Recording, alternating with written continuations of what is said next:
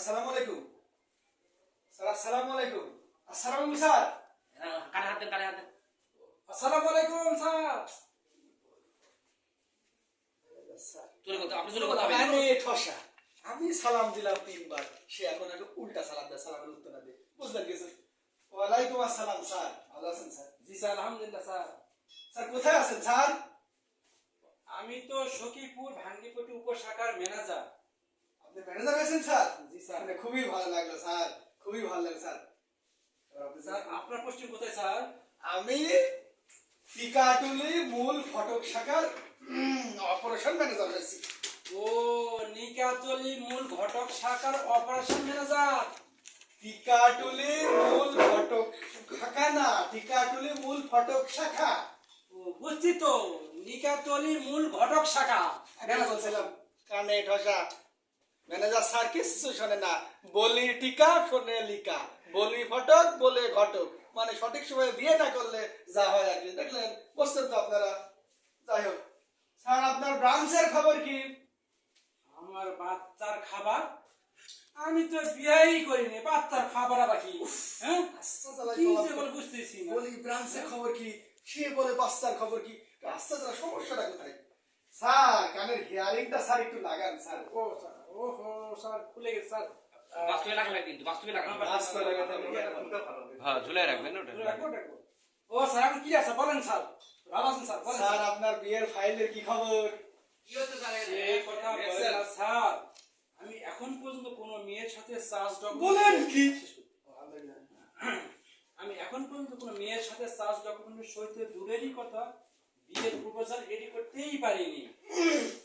Sir manager হলেন, এখনো sir বিয়ের ফাইলটা পাস করতে পারলেন না? শুনেন, একটু দাঁড়ান। চার্জ ডকুমেন্টের সহিত দূরেরই কথা, বিয়ের প্রপোজাল রেডি করতেই পারিনি। যে মেয়েকেই দেখতে যাই, হয় কারো ভ্যালুয়েশন কম, তাই? না হয় সিআবি রিপোর্ট বলেন কি? কি যে করি স্যার। হ্যাঁ, আপনি তো আসতে মুশকিল আছে। আপনি এখন ম্যানেজার হলেন, নির্দিষ্ট একটা বয়স হয়ে গেলে এখনো বিয়ের ফাইল করতে পারলেন না। আপনার কি অবস্থা স্যার? আর বলেন না, সে বিরাট ইতিহাস স্যার। আমার স্যার বইয়ের কাছে মর্গেজ দিয়ে আমাকে নিজেকে দিয়ে দিয়েছি। প্রতি মাসের 25 তারিখের ভিতরে কিস্তি আকারে বইয়ের অ্যাকাউন্টে সমস্ত টাকা আমি দিয়ে দিই। আচ্ছা স্যার, এটা ঘটনা।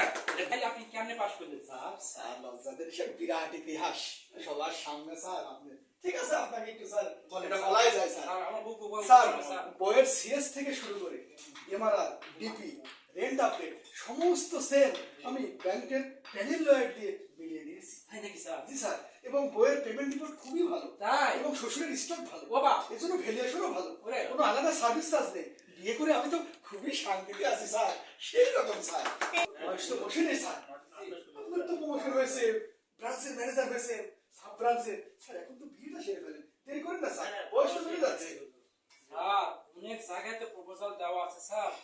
স্যার কারো দেখি এই লাইসেন্স নাই, কারো ওই লাইসেন্স নাই, কারো কাগজ আপডেট নাই, কারো আবার এখন কেপে অবস্থা খুবই খারাপ।